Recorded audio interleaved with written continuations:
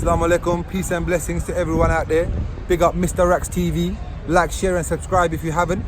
I just got a few things to read out from an article that I read about Remembrance Sunday and how a lot of Muslim and Hindu and Sikh soldiers fought in the war, even African soldiers. So it's going to read this out. This is from Moazzam Beg.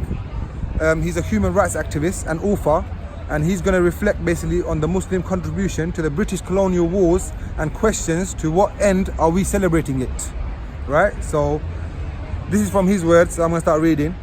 Like many British Asians, I grew up listening to my father's stories of his father and grandfather serving and fighting as Indian soldiers of the British Army under the Raj. I never met my grandfather, but I'd look at his war medals in awe and dreamt of following in his footsteps, at least in my youth. I seriously considered joining the British Army after leaving school, but racism and the First Gulf War stopped me in my tracks. How could I be part of an army that saw me as a second-class citizen while it invaded, occupied and killed Muslims, to whom I was discovering my reconnection with? Despite the pride I'd felt about our family's military history and traditions, our family tree goes right back to the great Mughals and records my ancestors were all soldiers. However, I've always struggled with the idea of them serving as soldiers of the colonial British occupiers.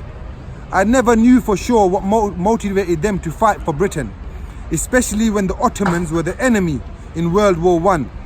My dad said it was simply because they were professional soldiers. Perhaps, but they were also very strong in their faith, and I'm certain that at least fighting against the last bastion of the Islamic Caliphate would not have been lost on them. Even Gandhi supported the All India Khilafah movement that opposed severe British impositions on the Ottoman Caliphate after the war, which eventually led to its abolition. A recent article in The Guardian by Harriet Sherwood also provided another indicator. Quote, "We were slaves," unquote. Nand Singh spoke of a curtain of fear separating the Indian and white soldiers. The Indian soldiers were subject to floggings and other inhumane physical punishment, paid less than their white counterparts, segregated in camps and on trains and ships, denied home leave and barred from positions of command. In fact, when Indian soldiers saw the freedom they witnessed in areas they helped liberate in Europe, they too yearned for the same thing back home, ironically from the clutches of the people they were fighting and dying for. A little brief history of the Ottomans. I also know that many soldiers were literally forced to conscript, with teenage boys taken by British forces and families threatened if they refused to serve. Others had to either serve or starve to death. There were exceptions, of course.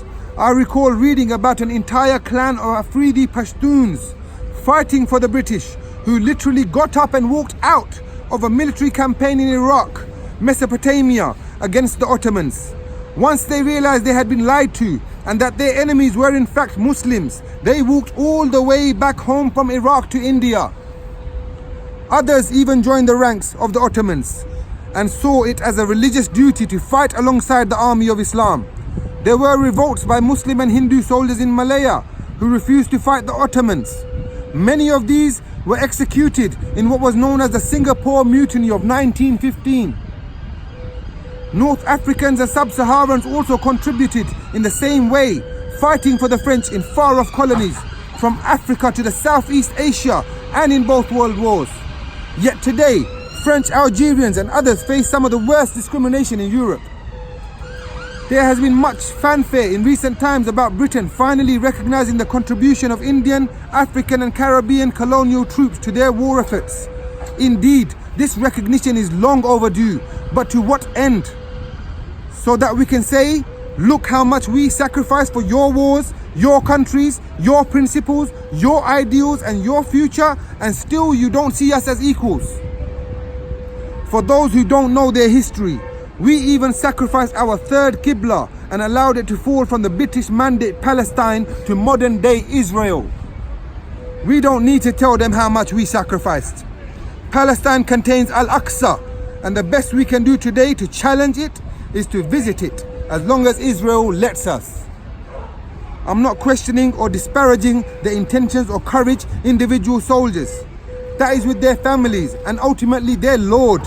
But what pride is there in celebrating a role in the destruction of the last central Muslim authority for an empire that takes over a century to recognize your contribution in that act of treachery? Only so you can say, stop discriminating against us, because we lost our hearts and sold our souls for the glory of your empire, and we're not even an afterthought in your history. Thank you very much. Big up MistaRax TV.